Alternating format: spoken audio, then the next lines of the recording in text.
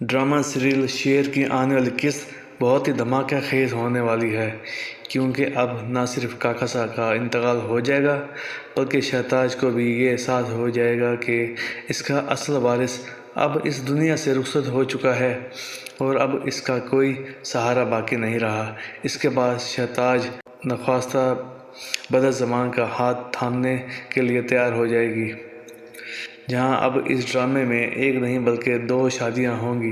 ایک طرف شہزمان اور فجر کی شادی ہوگی اور دوسری طرف شہتاج اور بدعنوان بھی نکاح کے بندھن میں بندھ جائیں گے۔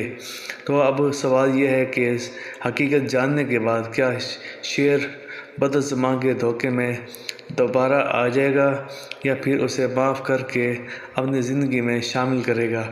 اس سب سے پہلے اگر آپ نے ابھی تک ہمارے چینل کو سبسکرائب نہیں کیا تو فوراً کر لیں اور بیل آئیکن کو کلک کر دیں تاکہ آپ کو آنے والی ہماری ویڈیو کا نوٹیفیکیشن مل سکے۔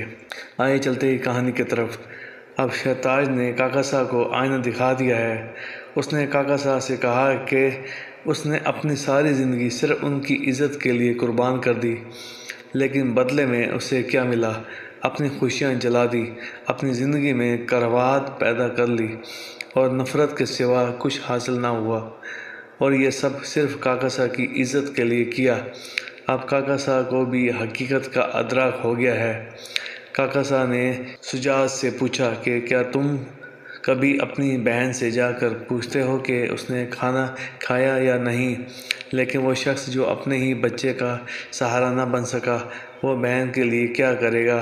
جس نے اپنی ضد کی خاطر اپنے بچے کو قربان کر دیا، سب رشتے توڑ دیے، وہ اپنی بہن کے ساتھ کیا کرے گا؟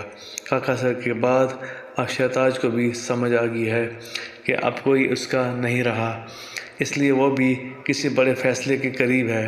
ادھر ایک طرف فجر اپنے کام میں بہت مصروف ہے اور دوسری طرف شیر بھی بدعنوان احمد اور فہد کو جال میں پھنسانے کے لیے کوشش کر رہا ہے، حالانکہ شیر جانتا ہے کہ اس کے پاس ان کے خلاف کوئی ثبوت نہیں ہے۔ اس کے بعد ایک ہی راستہ بچا ہے کہ انہیں سیدھی راہ پر لانے کے لیے کوئی بڑا اقدام اٹھایا جائے۔ اس وجہ سے وہ فجر سے بھی بہت کم مل رہا ہے۔ جہاں اس کی خالہ ضرور فجر سے ملنے آئے گی، سمرا فجر سے ملاقات کر کے بہت خوش ہوگی اور کہے گی کہ آج میں بہت احتیاط سے آئی ہوں، کسی کو پتہ نہیں چلا کہ میں تم سے ملنے آئی ہوں۔ بھابھی بھی ملنا چاہتی تھی مگر تمہارے والد کی وجہ سے نہیں آ سکی۔ اب تم بتاؤ، تم کیسی ہو؟ دن بھر کیا کرتی ہو؟ فجر کہے گی کہ میں بس خود کو اتنا مصروف رکھنے کی کوشش کرتی ہوں کہ خود بھی یاد نہ آئے۔ سمرا کہے گی کہ مجھے بھائی صاحب سے یہ توقع نہیں تھی کہ وہ تم سے اتنے ناراض ہو جائیں گے اور سب رشتے توڑ دیں گے، صرف اس لیے کہ تم نے ان کے حکم پر شیر کو قتل نہیں کیا۔ مجھے ان کا یہ فیصلہ سمجھ نہیں آتا۔ فجر کہے گی کہ شیر مجھ سے شادی کرنا چاہتا تھا، لیکن میں نہیں چاہتی تھی کہ اس سے شادی کر کے یہ ثابت ہو جائے کہ ہمارے درمیان کچھ چل رہا تھا۔ میں بابا کی ناراضگی میں مزید نہیں بڑھانا چاہتی تھی، اس لیے یہاں شفٹ ہو گئی۔ سمرا کہے گی کہ بیٹی کیوں نہیں سمجھ رہی؟ جس نے تمہارا ہاتھ تھامنے کے لیے آگے بڑھایا ہے، اس کا سہارا کیوں نہیں لیتی؟ تم اپنی زندگی یوں اکیلی نہیں گزار سکتی، بہتر یہ ہے کہ فوراً شیر کا ہاتھ تھام لو۔ فجر کہے گی کہ اگر میں ایسا کروں تو یہ کھلا بغاوت کا اعلان ہوگا، سب یہی کہیں گے کہ میں نے بابا کے خلاف جا کر شیر سے شادی کر لی۔ سمرا کہے گی کہ تمہارے بابا کو اب کسی چیز کی پرواہ نہیں، وہ کہہ چکے ہیں کہ فجر کرے یا نہ کرے شادی، مجھے کوئی فرق نہیں پڑتا۔ اس کا مطلب ہے کہ وہ تمہارے کسی عمل سے متاثر نہیں ہوتے، اس لیے اب تمہیں اپنی زندگی سنوارنی ہے۔ کہیں ایسا نہ ہو کہ تم اپنی زندگی برباد کر دو جیسا شہتاج نے کیا۔ دیکھو شہتاج کے ساتھ کیا ہوا، آج اس کے پاس کچھ نہیں رہا۔ کاکاسا نے بھی وہ زمین جو شہتاج کے نام کی تھی، سمیع کے نام منتقل کر دی۔ یہ سب سن کر فجر بہت رنجیدہ ہو گئی اور ممکن ہے کہ شیر کا ہاتھ تھامنے کا فیصلہ کر لے۔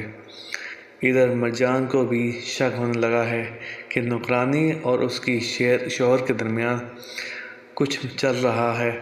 اس کے بعد مرجان اپنے گھر کو چھوڑ دے گی اور اپنی ماں سے کہے گی کہ مجھے کچھ غلط لگ رہا ہے، نہ عہد گھر پر ہے اور نہ نوکرانی، مجھے شک ہے کہ کچھ گڑبڑ ہے۔